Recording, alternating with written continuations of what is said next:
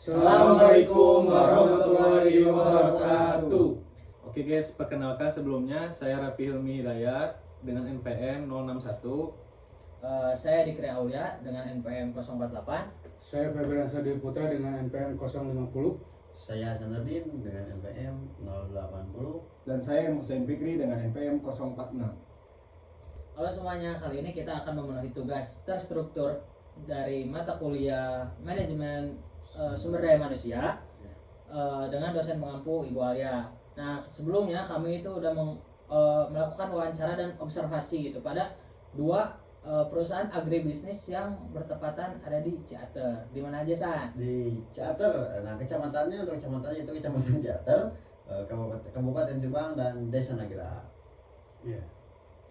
Untuk perusahaannya ada dua ya teman-teman. Yang pertama itu perusahaan agribisnis yang bernama Balong Desa. Yang kedua sama agribisnis juga yang bernamakan Mekar Sayur. Ya. Oke, mungkin kita lanjut aja ke penjelasannya. Cekidot.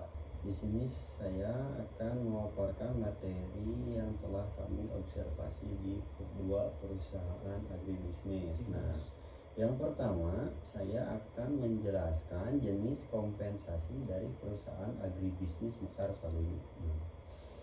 Jadi kompensasi yang diterapkan di agribisnis Mekar Saluyu mencakup satu, kompensasi finansial langsung, yaitu take home pay atau THP. Komponen utama dari kompensasi finansial THP berbeda untuk setiap karyawan tergantung pada posisi, keahlian, dan kinerja mereka. Ini mencerminkan prinsip diferensiasi kompensasi berdasarkan kompetensi dan kinerja. Lalu selanjutnya upah minimum regional atau UMR.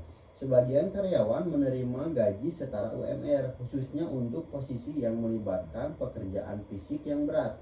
Hal ini menunjukkan kepatuhan terhadap peraturan ketenagakerjaan terkait upah minimum.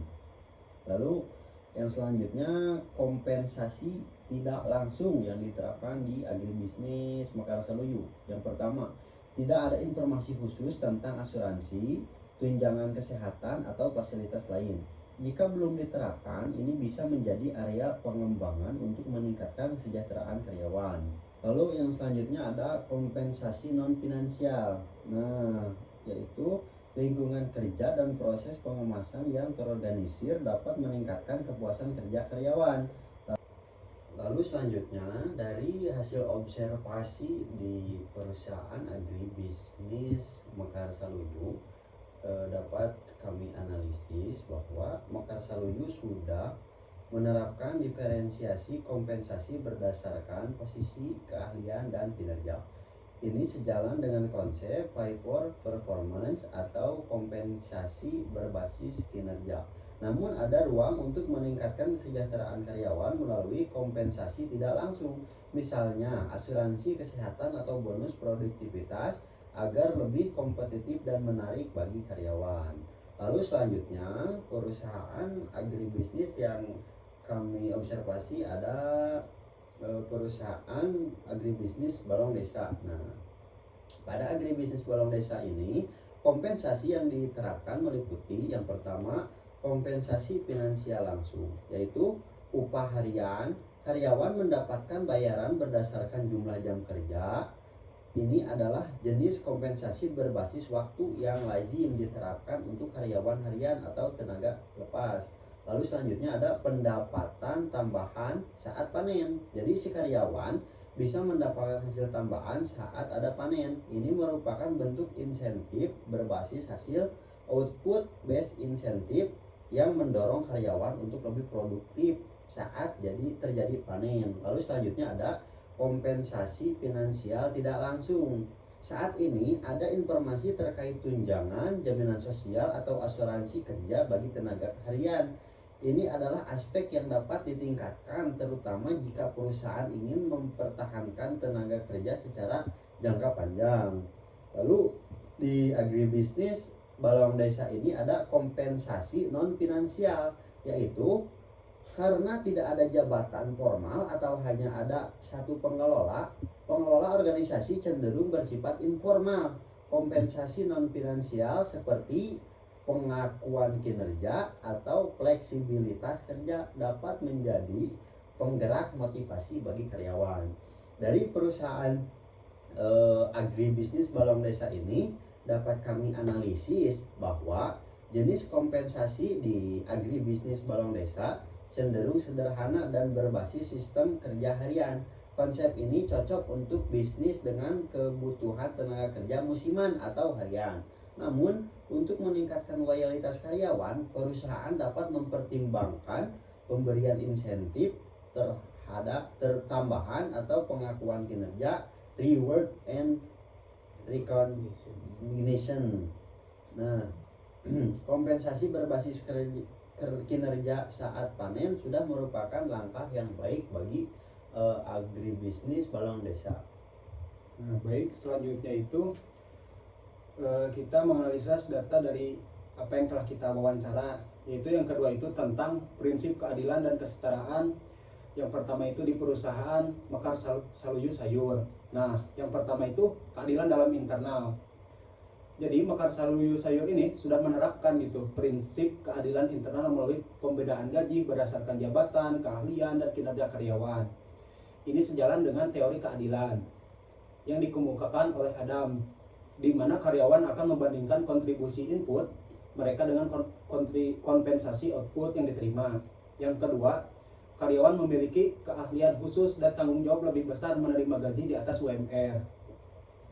Yang ketiga itu sementara karyawan dengan pekerjaan yang bersifat fisik berat tapi mungkin tidak memerlukan keahlian teknik khusus menerima gaji sesuai dengan UMR yang ada di daerah tersebut. Nah, selanjutnya itu keadilan di dalam eksternal. Jadi perbandingan upah dengan standar pasar atau upah minimum kalau diperhatikan memberikan gaji di atas UMR bagi karyawan dengan keahlian tertentu adalah langkah yang baik untuk mempertahankan karyawan berbakat. Namun, jika beban kerja karyawan menerima UMR dirasa tidak seimbang dengan kompensasi yang diterima, hal ini dapat menimbulkan ketidakpuasan resiko turnover. Nah, jadi kesimpulan dalam perusahaan Saluyu Sayur ini yang kami simpulkan, jadi prinsip keadilan di dalam internal ini diterapkan cukup dengan baik. Tetapi perlu diperhatikan lebih pada profesi karyawan terkait keadilan. Jadi misalnya kalau jika karyawan yang bekerja berat tetapi menerima UMR merasa tidak dihargai, ini dapat mempengaruhi motivasi kerja. Untuk mengatasi hal ini, perusahaan dapat mempertimbangkan yang pertama itu memberikan insentif berbasis kinerja untuk pekerjaan berat, seperti bonus produktivitas atau tambahan upah lembur. Yang kedua, menyediakan penghargaan non-finansial seperti pengakuan atau akses ke pelatihan. Nah, yang kedua itu prinsip keadilan dan kesetaraan di Balong Desa. Yang pertama, mulai kita dari analisis di dalam keadilan internalnya. Upah berbasis jam kerja menunjukkan penerapan keadilan berdasarkan prinsip pay for time. Pembayaran berdasarkan waktu. Selanjutnya, tambahan penghasilan saat panen mencerminkan upaya untuk memberikan keadilan berbasis kinerja, di mana semakin besar kontribusi karyawan, jadi semakin besar pula imbalannya. Jadi bisa kita simpulkan bahwa di Balong Desa ini menerapkan sistem kinerja yang tergantung karyawannya. Jika dia lebih giat, lebih banyak ngambil jam kerja pada bukan waktunya, dia itu akan diberikan upah yang lebih gitu. Nah, jadi bisa kita simpulkan kalau di perusahaan Balong Desa ini bahwa di internalnya itu sudah diterapkan melalui sistem upah berbasis waktu dan insentif berbasis hasil saat panen. Namun keadilan eksternal perlu dievaluasi, karena jika upah karyawan di standar UMR, perusahaan dapat menghadapi risiko ketidakpuasan turnover. Untuk meningkatkan keadilan eksternal, perusahaan dapat menyesuaikan upah harian agar sebanding dengan upah tenaga harian di pasar lokal atau di sektor sejenis. Oke, yang selanjutnya, yang ketiga ada struktur dan standarisasi penerapan gaji di Mekar Sayur. Yang pertama, penentuan take home pay atau THP. Take home pay ditentukan berdasarkan 3 faktor. Yang pertama, ada jabatan, yaitu posisi karyawan dalam organisasi. Semakin tinggi jabatan, semakin besar tanggung jawab dan semakin tinggi gajinya. Yang kedua, ada waktu kerja. Lamanya karyawan bekerja di perusahaan dapat mempengaruhi kenaikan gaji. pendekatan ini mirip dengan konsep pay for tenure atau pembayaran berbasis masa kerja. Di masa loyalitas karyawan dihargai melalui kenaikan gaji. Yang ketiga ada keahlian. Karyawan yang memiliki keahlian tentu menerima gaji lebih tinggi sejalan dengan prinsip pay for skill. Nah, standarisasi gaji, upaya standar dalam menentukan gaji sudah diterapkan, tetapi masih ada potensi ketidaksetaraan. Contohnya, karyawan yang memiliki pekerjaan berat menerima UMR mungkin merasa kurang dihargai atau dibandingkan dengan karyawan yang keahliannya khusus menerima gaji lebih tinggi. Nah, oleh karena itu diperlukan job evaluation atau evaluasi jabatan untuk menentukan nilai relatif dari setiap pekerjaan. Ini membantu menstandarkan gaji secara lebih transparansi dan adil. Dari penerapan struktur gaji dan standarisasi, kita menganalisis. Jadi Mekar Sayur sudah menggunakan prinsip diferensi gaji berbasis kinerja, keahlian, dan posisi. Namun untuk meningkatkan keadilan disarankan menggunakan job grading atau sistem evaluasi jabatan yang lebih terstruktur. Dengan begitu, semua karyawan dapat memahami dasar perbedaan gaji dan perusahaan memiliki standar objektif dalam menetapkan besaran gaji. Nah, selanjutnya ada struktur gaji dan standarisasi di balong desa. Nah, yang pertama, struktur gaji sederhana. Yang pertama ada tidak ada jabatan, hanya ada satu pengelola dan beberapa tenaga bantuan harian. Struktur ini cocok untuk organisasi kecil atau usaha berbasis komunitas. Yang kedua, ada karyawan berbasis jam kerja dan intensitas pekerjaan saat panen. Nah, sistem ini lebih fleksibel tapi kurang terstandarisasi dibandingkan sistem penggajian berbasis posisi atau jabatan. Yang ketiga, tidak ada sistem kenaikan gaji yang jelas, tetapi durasi kerja seorang karyawan dapat menjadi pertimbangan untuk meningkatkan pendapatan. Nah, ini itu untuk menunjukkan penerapan pay for tenure atau pembayaran berbasis masa kerja. Nah, dari struktur gaji dan standarisasi Bank Indonesia, kami menganalisis struktur gaji itu sederhana, cocok untuk usaha kecil seperti ini. Namun karena karyawannya bekerja harian, konsistensi dan transparansi pembayaran menjadi penting, disarankan agar perusahaan menerapkan sistem pencatatan jam kerja dan standarisasi pengupahan. Baik, selanjutnya ada fleksibilitas dan adaptabilitas sistem kompensasi Mekar Saluyu Sayur. Nah, jadi saat ini sistem kompensasi di Mekar Saluyu Sayur bersifat fleksibel karena memperhitungkan kinerja, jabatan, dan keahlian. Ini memungkinkan perusahaan beradaptasi dengan perubahan kondisi bisnis, seperti kenaikan upah minimum atau perubahan produktivitas karyawan. Namun, perusahaan dapat meningkatkan fleksibilitas lebih lanjut dengan menerapkan insentif berbasis produktivitas atau pay for performance. Ini akan membantu menjaga kinerja karyawan saat beban kerja meningkat, seperti pada saat panen besar atau musim permintaan tinggi. Nah, setelah kita analisis fleksibilitas di perusahaan Mekar Saluyu Sayur, fleksibilitas sistem gaji yang berbasis jabatan, keahlian, dan kinerja merupakan langkah positif. Nah, namun jika pengaturan ini tidak teratur secara formal, misalnya tidak ada kebijakan tertulis, maka bisa terjadi ketidakpastian di kalangan karyawan. Nah, oleh karena itu, perusahaan dapat mempertimbangkan pembuatan kebijakan kompensasi tertulis agar lebih transparan dan dapat dipahami semua karyawan. Nah, selanjutnya ada fleksibilitas dan adaptabilitas sistem kompensasi di balong desa. Nah, sistem pembayaran berbasis jam kinerja sangat fleksibel dan memungkinkan perusahaan menyesuaikan jumlah tenaga kerja berdasarkan kebutuhan. Jika volume kerja meningkat, misalnya saat panen, nah perusahaan dapat memperkerjakan lebih banyak tenaga harian.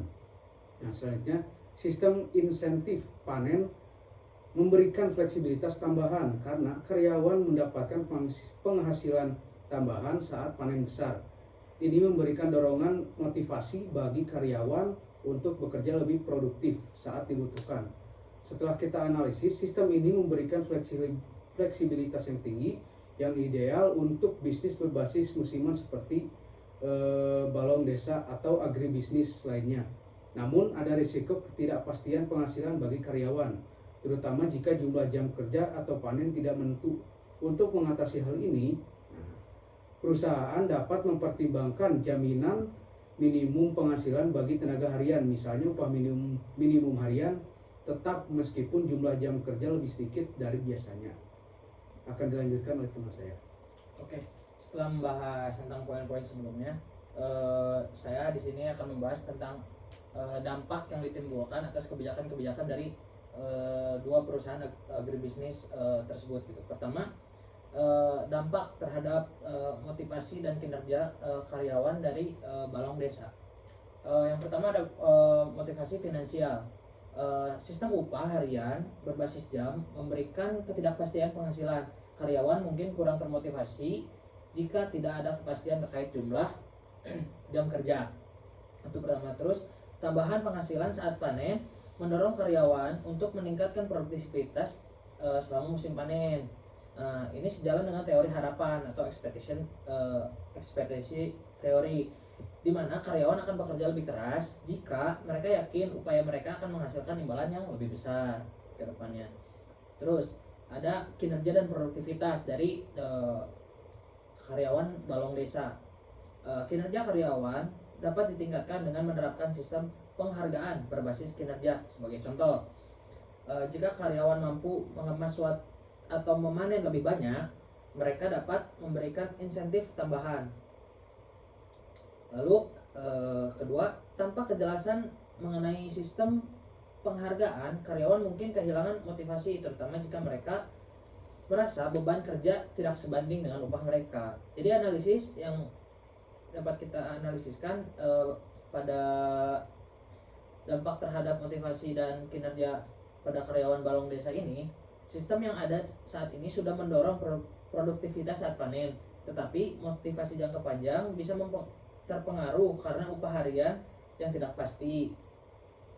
Untuk meningkatkan motivasi, perusahaan dapat mempertimbangkan pertama, insentif berbasis produktivitas, misalnya memberikan bonus tambahan kepada karyawan yang bekerja di atas standar kinerja tertentu, atau pengakuan dan penghargaan non finansial, memberikan pengakuan kepada karyawan dengan kinerja terbaik melalui penghargaan simbolis atau pengakuan publik, misalnya karyawan terbaik pada minggu ini. Lalu selanjutnya ada dampak terhadap motivasi dan kinerja karyawan pada perusahaan agribisnis Mekar Saluyu. Pertama kita membahas motivasi dan kepuasan kerja. Perbedaan gaji berbasis kinerja dan keahlian dalam memotivasi karyawan untuk meningkatkan keterampilan mereka. Hal ini sejalan dengan teori ekspektasi teori, di mana karyawan akan termotivasi jika akan menghasilkan imbalan yang lebih besar, sama seperti sebelumnya pada perusahaan balong desa. Tapi perlu ditandai gitu ya. Namun ada potensi konflik jika karyawan dengan beban kerja berat merasa tidak dihargai secara memadai. Misalnya hanya menerima gaji setara UMR gitu. Ketidakpuasan ini dapat berdampak pada tingkat turnover. Jadi bisa jadi tingkat turnover pada perusahaan tersebut tinggi gitu. Keluar masuknya karyawan pada perusahaan itu ya jadi tidak stabil gitu dan tergolong sering gitu. Untuk meningkatkan motivasi, perusahaan dapat menerapkan sistem insentif produktivitas. Misalnya pembayaran per jumlah unit yang dikemas, atau bonus berbasis kinerja seperti bonus bulanan untuk mencapai target tertentu. Setelah membahas motivasi dan kepuasan kerja, kita membahas tentang kinerja dan produktivitas atas dampaknya. Dengan mengaitkan take home pay dengan kinerja dan keahlian, perusahaan dapat menciptakan dorongan bagi karyawan untuk meningkatkan produktivitas. Jika mengemas lebih cepat atau lebih banyak, perusahaan dapat mempertimbangkan skema pembayaran berbasis hasil. Jadi atau yang biasa disebut output based pay untuk meningkatkan efisiensi proses pengemasan. Jadi disarankan untuk perusahaan untuk menerapkan output based pay ini karena ini dapat memotivasi kinerja karyawan-karyawan yang ada di mana jumlah upah yang mereka terima itu sebanding dengan output yang mereka hasilkan pada akhirnya gitu. Analisis strategi kompensasi mekar saluyu sayur secara efektif mendorong kinerja melalui sistem berbasis keahlian dan kinerja. Namun, ada resiko ketidakpuasan di kalangan karyawan yang menerima gaji yang setara UMR ini yang sebelumnya sudah disebutkan. Namun, untuk mengatasinya, perusahaan dapat memperkenalkan insentif berbasis produktivitas dan program pengakuan recognition program yang akan meningkatkan motivasi dan komitmen karyawan. Oke, terima kasih teman-teman. Sekian mungkin penjelasan dari kami. Kurang lebihnya mohon untuk dimaklum dan dimaafkan. Jangan kemana-mana dulu teman-teman, karena habis ini ada bukti dokumentasi yang kita lakukan waktu observasi kemarin. Sekian dari kita. Wassalamualaikum warahmatullahi wabarakatuh.